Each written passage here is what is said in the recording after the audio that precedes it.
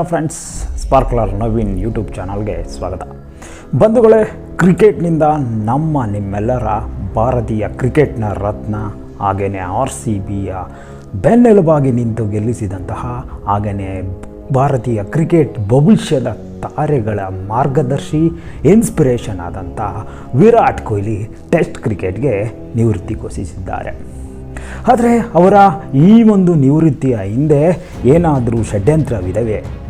ಈ ನಿವೃತ್ತಿಗೆ ಮೂಲ ಕಾರಣ ಯಾರು ಅಂತಕ್ಕಂಥ ವಿಷಯದ ಬಗ್ಗೆ ಈ ದಿನ ನಾವು ಡಿಸ್ಕಸ್ ಮಾಡೋಣ. ಬಂಧುಗಳೇ, ಹಾಗಾದರೆ ವಿರಾಟ್ ಕೊಹ್ಲಿ ಅವರು 2020-22ರಲ್ಲಿ ಅದ್ಭುತವಾಗಿ ಟೆಸ್ಟ್ ಕ್ಯಾಪ್ಟನ್ಸಿ ನಿಭಾಯಿಸ್ತಾಯಿದ್ರು.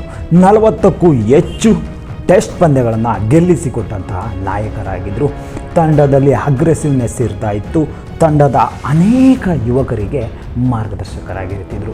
ಆದರೆ 2022ರ ನಂತರ ವಿರಾಟ್ ಕೊಹ್ಲಿ ಟೆಸ್ಟ್ ಕ್ರಿಕೆಟ್ನಿಂದ ನಾಯಕತ್ವದಿಂದ ಸ್ವಲ್ಪ ದೂರನೇ ಉಳಿದು. ಇದಕ್ಕೆ ಕಾರಣ ಅನೇಕ ಮಾಜಿ ಕ್ರಿಕೆಟಿಗರು, ಹಾಗೆಯೇ ಮೂಲವಾಗಿ ನಮಗೆ ಕಾಣಿಸೋದು KKRನ ಕೋಚ್ ಆಗಿ ಇಂದು ಭಾರತೀಯ ಕೋಚ್ ಆಗಿರ್ತಕ್ಕಂತಹ ಗೌತಮ್ ಗಂಭೀರ್ ಅವರು 2024ರಲ್ಲಿ ಭಾರತೀಯ ತಂಡದ ಕೋಚ್ ಆದ ನಂತರ ಕೋಲ್ಕತ್ತಾವನ್ನ ಕಪ್ ಗೆಲ್ಲಿಸಿದ ಒಂದು ಉತ್ಸಾಹದಲ್ಲಿದ್ದ ಅವರಿಗೆ ದ್ರಾವಿಡ್ ಅವರನ್ನು ಇಳಿಸಿ ಅವರನ್ನು ಕೋಚ್ ಮಾಡಲಾಯಿತು.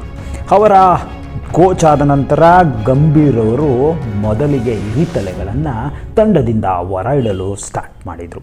ಆದರೆ 5-6 ವರ್ಷಗಳ ಕಾಲ ಇನ್ನೂ ಕ್ರಿಕೆಟ್ ಆಡುವ ಸಾಮರ್ಥ್ಯವನ್ನು ಹೊಂದಿದ್ದಂತಹ ವಿರಾಟ್ ಕೊಹ್ಲಿ ಜುಲೈ 2025ರಲ್ಲಿ ಇದ್ದಕ್ಕಿದ್ದಂತಲೇ ಟೆಸ್ಟ್ಗೆ ನಿವೃತ್ತಿ ಘೋಷಿಸಿದರು.